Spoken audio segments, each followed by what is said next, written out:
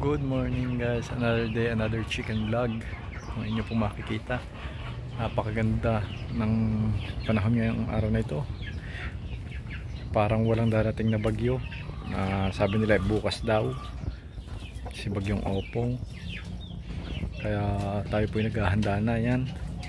Tinukodan na po natin itong ating puno ng guyabano. Tsaka may tali na rin po yan sa bakod.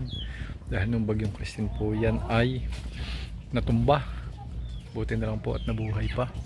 Tapos ito pong ating shade net, pinalitan na po natin yung trapal kahapon dahil yung trapal po ay pagka malakas ang hangin nalilipad po yun, napupunit. Ito pong shade net, kahit pa paano lampasan po yung hangin yan, hindi po yan basta-basta mapupunit.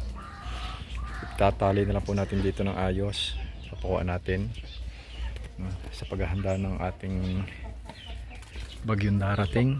Tapos gumawa na rin po tayo ng iba pang mga kanal yan sa ating mga kulungan sa paligid. Hinukaya na po natin yan, yung makikita yan, meron na po yung mga kanal yan, kanal na po yan. Ito nilagyan na, hinukay na rin po natin ang ayos yung kanal.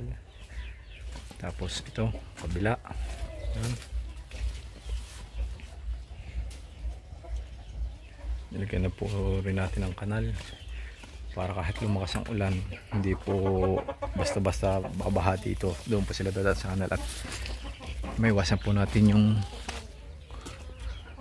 paglaki ng tubig, baka umabot po doon sa mga kulungan.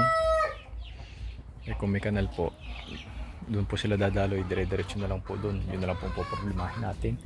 Tsaka po ito talagang likod ang ating problema, dahil yung tubig po dyan galing sa likod ay lumalabas po dyan sa bakod nila. Yan, kita nyo po, hukay na po yung kanilang pundasyon.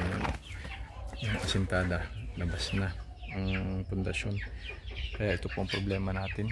Dito po talagang bumabaha. Dito po sa likod natin sa native, yung po lahat umaano ang tubig. Kaya prepare na po tayo habang maganda pa ang panahon. Tatalian na rin po natin yung ating mga saging at ipagpasa Diyos na lang natin na huwag pong sobrang lakas ng hangin.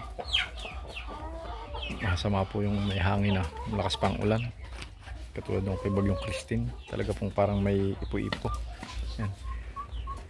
Baka naman hindi madadala itong ating puno ng aratilis, hindi matutumba.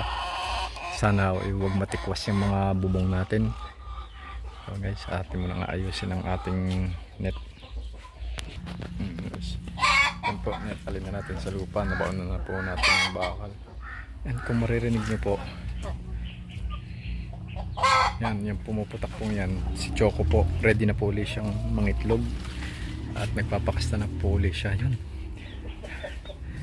hindi pala po siya ready mangitlog, nangingitlog na pala po ulit siya. Yan po, yan po si Choco, may itlog na ulit after almost 2 months po, 1 month na pagkawalay sa sisiw at almost 1 month na pag-iintay. Ready na po ulit siyang umitlog, nangingitlog na po uli siya. Maganda po yun, pwede na po uli natin siyang pakastahan dito kay Makoy para makapagparami tayo ng lahi niya. Yan guys,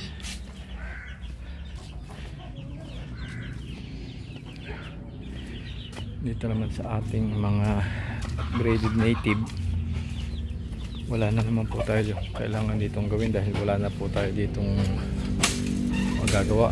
Ayos na po ito. Pagdasalan natin na huwag masalanta ng todo-todo ang Batangas.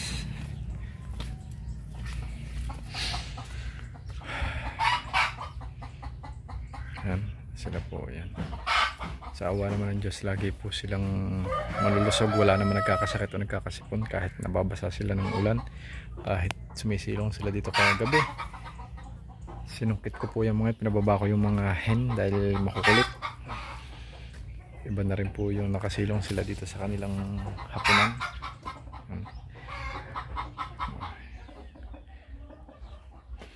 Yan lang po muna guys ngayon, at Mag-ano pa tayo, magpe-prepare pa tayo habang mainit pa. Salamat.